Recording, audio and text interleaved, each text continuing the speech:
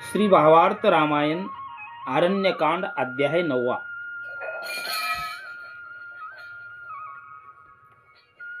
श्री गणेशाय नमः, श्री रामचंद्राय नमः।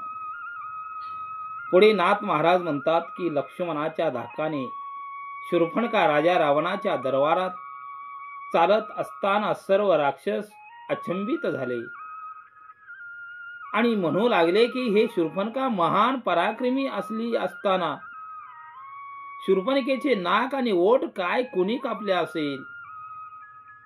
या दंडक अरण्यामध्ये कोणीतरी महान अशा प्रकारचा वीर या ठिकाणी आला असेल का, असा अंदाज व्यक्त करू लागले।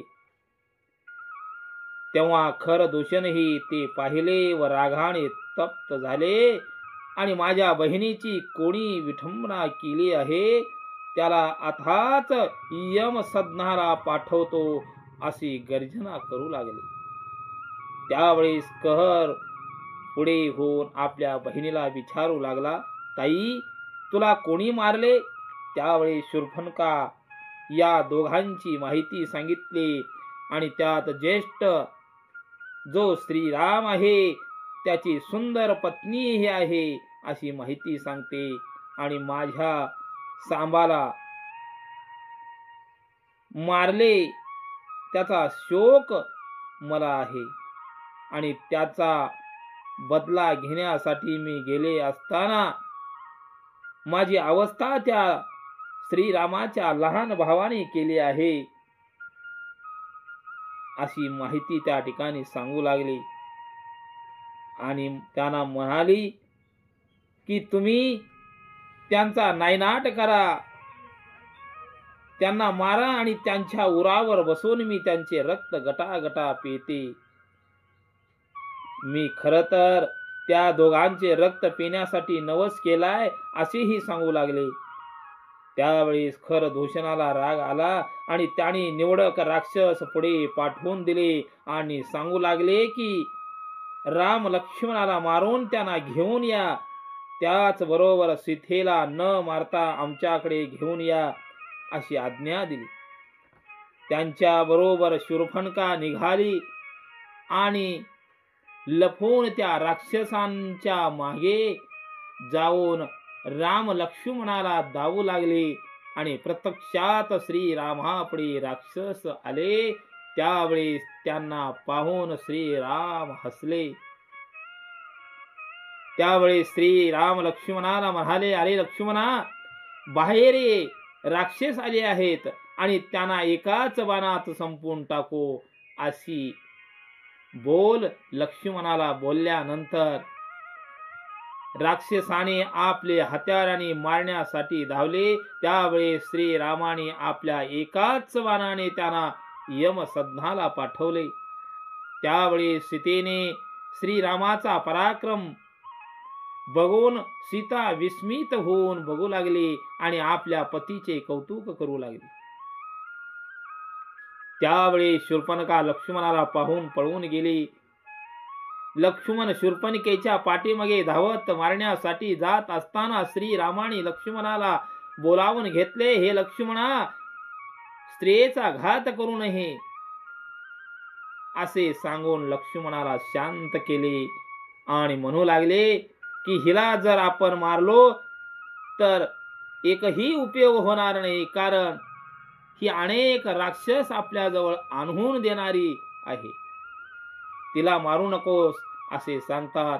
यापुढे खरदूषण व लंकेश, रावण, कुंभकर्ण व इंद्रजित यांना आपल्या जवळ आणण्याचे काम ही शूर्पणखा करणार आहे असे लक्ष्मणाला सांगितल्यानंतर लक्ष्मणालाही कळून आले आणि हातातील धनुष्य बाण खाली ठेवले आणि श्रीरामाच्या बाणाने 14 राक्षसांना मुक्ती मिळवून दिली। आणि नाथ महाराज एका जनार्दन माऊलीला शरण जाऊन सांगतात की 14 जणांना मुक्ती मिळाली आणि शूर्पणखेचे भाग्य अभागी असल्यामुळे ते पळून गेले आणि खरदूषणापुढे जाऊन रडू लागले। मग जे राक्षस दिले होते तेही संपून गेले आणि लक्ष्मणाने माझा पाठलाग केला म्हणून मी पळून आले असे खराला सांगू लागले आणि श्रीरामाचा पराक्रम त्यावेळेस सांगू लागली. त्यावेळेस खराला राग आला आणि दूषणाला बोलावून घेतले. त्याच वेळेस लागलीच 14,000 राक्षस घेऊन खर दूषण युद्धाला निघाले आणि श्रीरामाने 14 जणांना मारले. त्यांचा सूड घेण्यासाठी निघाले. नाथ महाराज खर दूषणाचे स्वरूप सांगतात की खर म्हणजे शरीर मानवाचे व डोके माणसाचे व अंगाला खोड असल्यामुळे दूषण असे म्हणतात. पुढे कथा सांगत असताना नाथ महाराज म्हणतात की दूषणांच्या सैन्यात सर्व कपटी होते आणि दूषणांचे मुख्य विश्वासू राक्षस होते.